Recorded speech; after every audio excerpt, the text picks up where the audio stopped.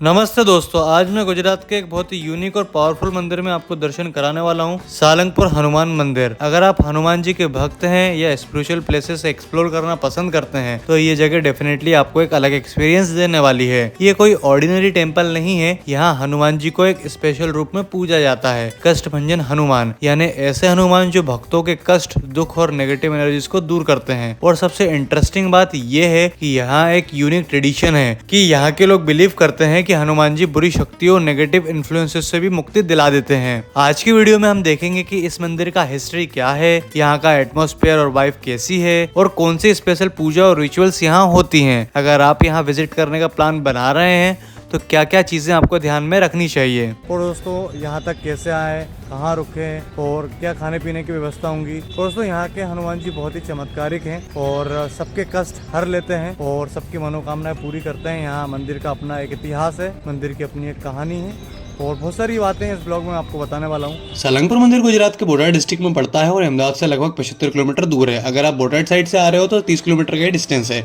Location काफ़ी peaceful है और पूरा एनवायरनमेंट एकदम स्पिरिचुअल फील देता है। अब बात करते हैं यहाँ पहुँचने की।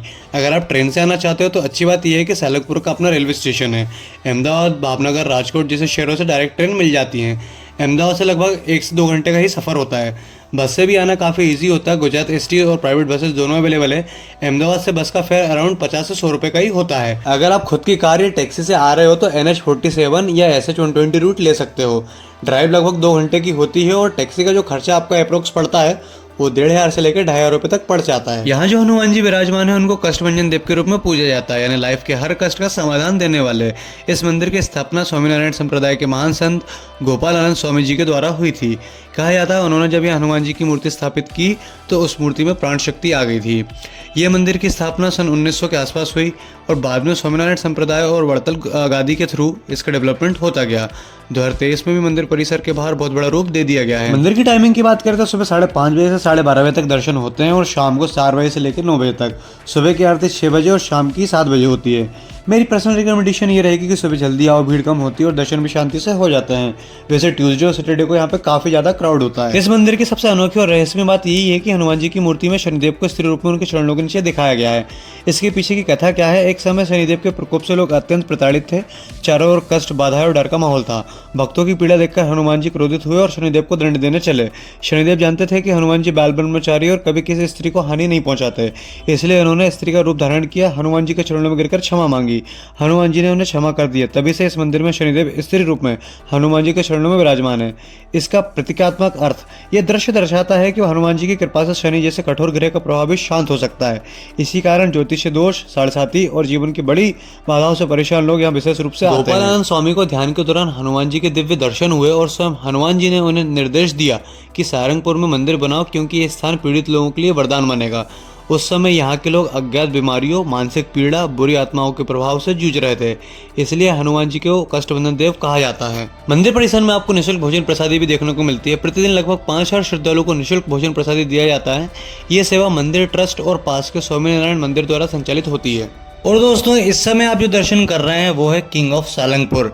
ये हनुमान जी की 54 फीट ऊंची विशाल प्रतिमा है जो इस समय पूरे देश में चर्चा का विषय बना हुआ है। हनुमान जी की प्रतिमा इतनी बड़ी है कि दूर से ही नजर आ जाती है। इस मूर्ति को बनाने में जो क्राफ्टमैनशिप यूज हुई है वो कमाल की है। हनुमान जी की मूर्ति का वजन, लुक, सबसे बढ़कर हनुमान जी का वो काम लेकिन पावरफुल फेस देखकर ही मन प्रसन्न हो जाता है। यहाँ शाम को लाइट एंड साउंड शो भी होता है जो इस मूर्ति की सुंदरता को और भी बढ़ा देता है। तो मैं तो कहूंगा कि जब भी आप सालंगपुर आए तो हनुमान जी के पास 10-15 मिनट बैठिए। यहाँ अच्छी ठंडी ठंडी हवा भी चलती है और शाम को एक अलग ही माहौल यहाँ पे हो जाता है। यहाँ पे गार्डन भी है जिसमें आप गार्डन में आराम से देख सकते हैं, गार्डन को घूम सकते हैं। और मंदिर के माहौल की तो बात ही अलग है। यहाँ की व्यवस्था देखकर तो मैं बिल्कुल दंग रह गया। इतनी भीड़ होने के बावजूद भी यहाँ सब कुछ डिसिप्लिन है। मंदिर के अंदर जाते ही ढोल नगाड़ों की आवाज, भक्तों का जयकारा, आपको लगेगा ही नहीं कि आप इस दुनिया में हैं। मैंने देखा कि बहुत से लोग यहाँ पे नारियल चढ़ाते हैं। लोग अपने दुखों की मन्नत मांगते हैं और जब वो पूरी हो जाती है तो शुक्राना करने आते हैं। एक बात जो मुझे बहुत टच कर गई वो थी यहाँ की सफाई। इतने बड़े कैंपस को स्वामीनारायण संस्था ने इतना मेंटेन रखा है कि आपको कहीं भी गंदगी नहीं दिखेगी। यहाँ की एनर्जी इतनी वाइब्रेंट है कि अगर आप थके हुए भी हैं तो मंदिर में कदम रखते ही आप एनर्जेटिक फील करने लगेंगे। यहाँ हर रोज हजारों लोग प्रसाद लेते हैं और भोजनालय का एक्सपीरियंस करते हैं। सालंगपुर मंदिर सिर्फ दर्शन के लिए नहीं बल्कि अपनी धर्म और स्पेशल पूजा के लिए भी जाना जाता है। मैंने यहाँ लोगों से बात करी और उन्हें बताया कि कैसे पुराने से पुराने रोग और मेंटल स्ट्रेस यहाँ आकर ठीक हो जाते हैं। शनिवार और मंगलवार को यहाँ का माहौल देखने लायक होता है।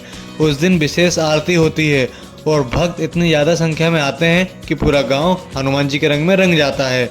एक और चीज़ जो यहाँ की खास है वो है यहाँ की गौशाला। स्वामीनारायण मंदिर से जुड़ी गौशाला बहुत ही मॉडर्न और यहाँ की गायों की सेवा बिल्कुल घर के सदस्यों की तरह होती है। अगर आपके पास एक्स्ट्रा टाइम है तो यहाँ ज़रूर आएँ और बच्चों को ये जगह बहुत पसंद आएगी और आपको भी प्रकृति के करीब होने का एहसास होगा। और यहाँ का एक स्पेशल रिचुअल जो इंडिया के बहुत ही कम मंदिरों में आपको देखने को मिलेगा। कई लोग ये विश्वास करते हैं कि अगर किसी पर नेगेटिव एनर्जी या पैरानॉर्मल इन्फ्लुएंस हो तो हनुमान जी की कृपा से यहाँ उनको रिलीफ मिल जाता है। इसलिए कुछ भक्त अपने फैमिली मेम्बर्स को लेकर यहाँ आते हैं। मंदिर के अंदर कुछ स्पेसिफिक एरिया होते हैं जहाँ प्रीस्ट और डेवोटीज मिलकर प्रेयर करते हैं। कई बार आपको यहाँ लोग चैंटिंग करते हुए, हनुमान चालीसा पढ़ते हुए या स्पेशल पूजा कराते हुए दिख जाएंगे। ये सब रिचुअल्स एक बिलीफ सिस्टम का पार्ट है जो यहाँ सालों से फॉलो होता आया है। अगर आप सालंगपुर मंदिर विजिट करना चाहते हो तो कुछ स्पेशल फेस्टिवल के टाइम यहाँ का एटमॉस्फेयर और भी अलग हो जाता है। सबसे बड़ा फेस्टिवल होता है हनुमान जयंती। इस दिन यहाँ हजारों नहीं बल्कि लाखों भक्त आते हैं। मंदिरों को फूलों और लाइट से डेकोरेट किया जाता है। भजन कीर्तन स्पेशल पूजा यहाँ पे होती है। पूरा एरिया एक स्पिरिचुअल सेलिब्रेशन में बदल जाता है।